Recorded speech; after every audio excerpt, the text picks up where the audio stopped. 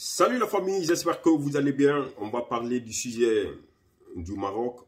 Tout à l'heure, je vais vous mettre un communiqué du ministère des Affaires étrangères et des Guinéens établis à l'étranger, lu par le directeur général des Guinéens établis à l'étranger. Avant de commencer, je tiens vraiment à rendre un hommage à notre compatriote décédé, que son âme repose en paix. Sans plus tarder, je vais vous mettre le communiqué. On va tous écouter. Après, on va faire un petit développement. Allez, let's go, c'est parti. Madame, vous me permettrez de prendre la parole au nom de son Excellence, Monsieur le ministre des Affaires étrangères, de l'intégration africaine et des Guinéens établis à l'étranger, pour présenter les condoléances les plus attristées à la famille éplorée Mamadouba Bangoura. Ces condoléances sont aussi présentées au nom du gouvernement guinéen et son Excellence, Monsieur le Président de la Transition, chef de l'État, chef suprême des armées, qui, dans sa politique, a toujours mis en avant la gestion de la diaspora. Il convient de souligner que Feu Mamadouba Bangoura était un migrant guinéen en situation irrégulière, malade, atteint d'un cancer du foie et de la mâchoire depuis plusieurs mois, d'après son dossier médical. D'ailleurs, cette situation sanitaire a été effectivement confirmée au ministère des Affaires étrangères par sa famille après être entré en contact avec celle-ci. S'agissant de la situation qui a prévalu au Maroc, plus précisément à Casablanca, entre l'ambassade et nos compatriotes depuis hier jusqu'à aujourd'hui, suite au décès de ce compatriote, je me fais le devoir d'apporter des éclaircissements au peuple de Guinée. Feu Mamadouba Bangoura a été déposé à l'ambassade le vendredi 2 juin 2023 vers 15 h par deux compatriotes guinéens résidant à Casablanca et abandonnés dehors. Vu son état de santé très dégradé, l'ambassade a pris la situation en charge en le transférant immédiatement à l'hôpital Ibn Sina de Rabat. Les premiers examens ont révélé sa pathologie et il a été transféré vers un hôpital spécialisé de Rabat. Les résultats obtenus au laboratoire de l'hôpital Ibn Sina de Rabat ont révélé que le patient a un cancer situé au niveau de sa mâchoire et il fut dirigé vers un centre spécialisé, en l'occurrence l'Institut national d'oncologie Sidi Mohamed Ben Abdallah de Rabat.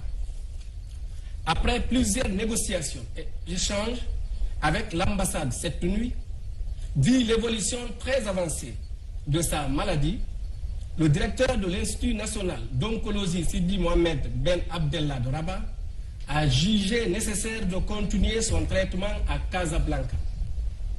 L'accord d'hospitalisation étant obtenu pour le lundi 5 juin 2023, suite à la négociation entre l'ambassade et le centre Mohamed V pour le traitement des cancers de Casablanca.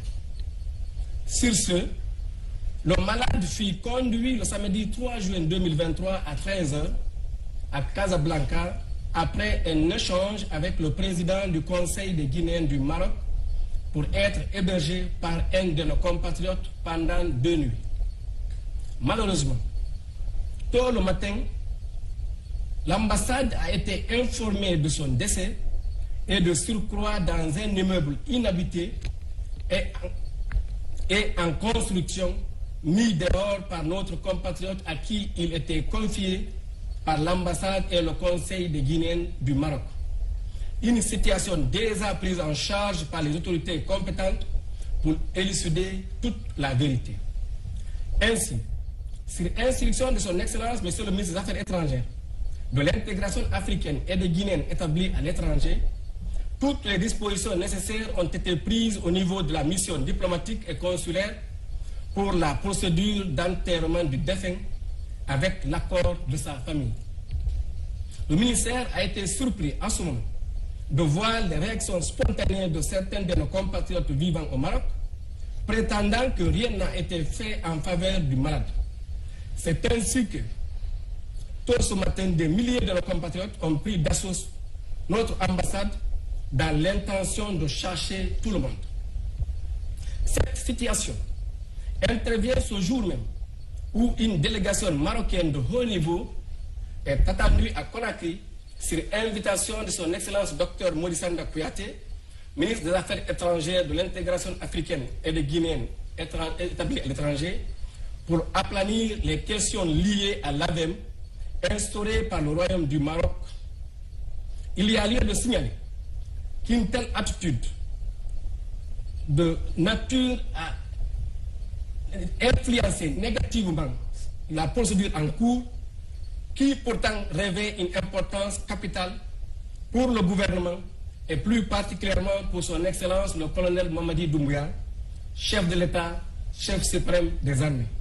C'est pourquoi il me plaît en ce moment de faire appel à l'ensemble de nos compatriotes, d'où ils vivent, pour faire respect, faire attention au respect des lois et des peuples des pays qui les abritent. Ceci est une forte recommandation du ministère des Affaires étrangères, une forte recommandation du gouvernement guinéen, car seule la paix, la quiétude et l'entente pourraient aider à tout développement et à toute nature de vivre en commun. Je vous remercie. Voilà les amis, vous avez bien écouté le communiqué. Monsieur le ministre des Affaires étrangères, monsieur Maurice Sanda, avec tout le respect qu'on a pour vous, avec tout le travail que vous avez fait pour les Guinéens. Normalement, s'il y a un ministre à féliciter aujourd'hui dans le gouvernement CNRD, c'est bien monsieur Maurice Sanda. Ça, c'est connu de tous les Guinéens, de l'intérieur et de l'extérieur. S'il y a un ministre aujourd'hui à féliciter, c'est vous. Mais franchement, cette sortie-là, nous, on n'est pas d'accord. Nous, on n'est pas du tout d'accord. Déjà, ce communiqué, c'est vous qui l'avez écrit, c'est vous qui l'avez rédigé, c'est vous qui l'avez lu, parce que ça a été lu par un de vos représentants. Lorsqu'il y a la guerre entre deux personnes, n'écoutez pas qu'une seule personne. L'ambassadeur du Maroc, il a maquillé vraiment la situation. On vous a fait un bref de tout ce qui s'est passé. C'est-à-dire, ils ont maquillé, ils vous ont donné une belle image de tout ce qui s'est passé. De leur côté, hein, parce que on traite ces jeunes qui se sont soulevés pacifiquement, ils sont partis. Vous avez vu, vous avez regardé la vidéo, ils n'ont pas violé, ils n'ont pas violenté quelqu'un, ils n'ont pas cassé, ils n'ont pas volé, ils ont juste pris la clé parce que c'est une génération consciente qui réclame son droit.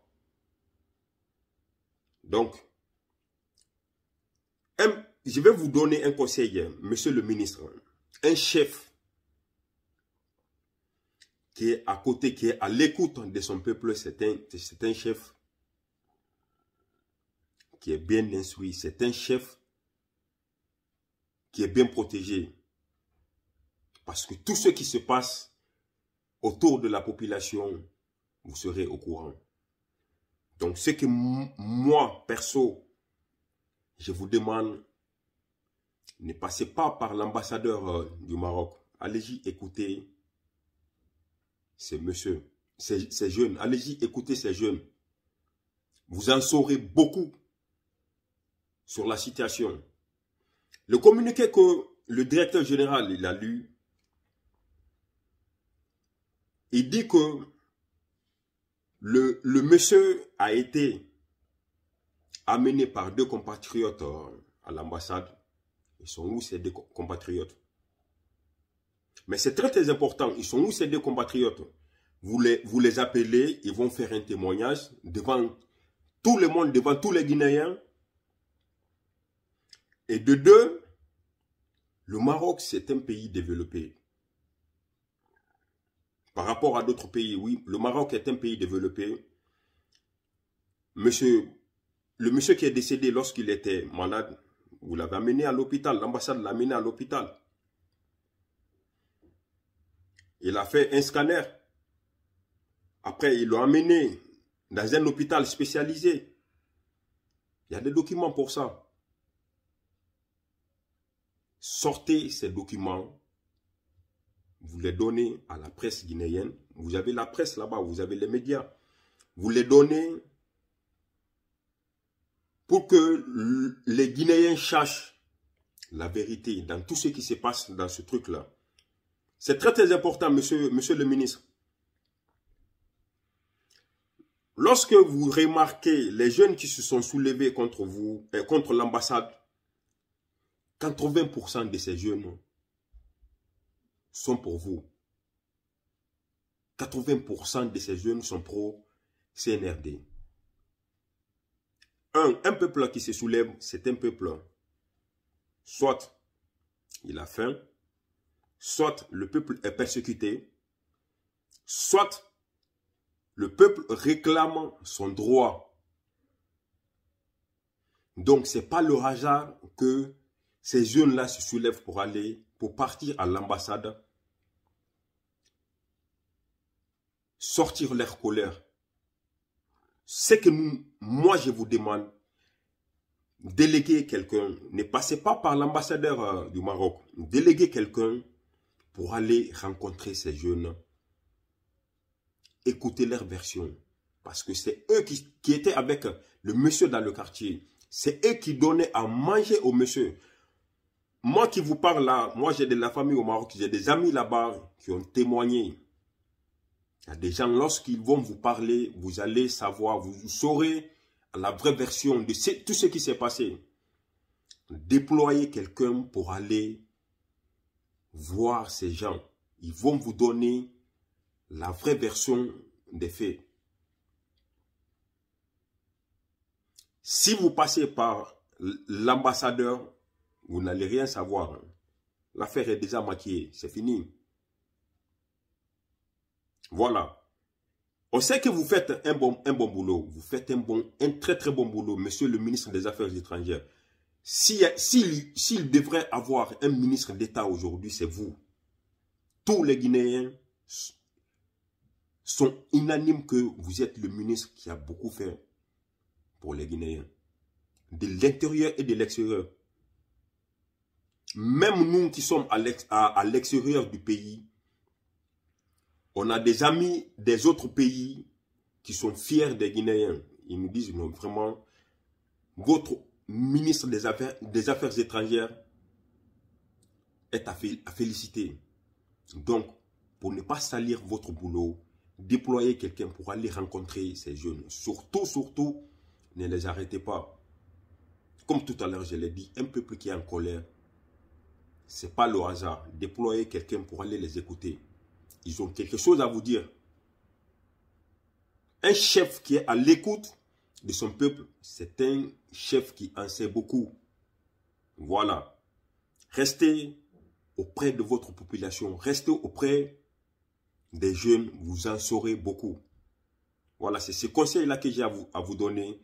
S'il vous plaît, la famille, partagez au maximum la vidéo. C'est très, très important. Voilà. Et grosse force à vous. Les frères du Maroc, on est ensemble.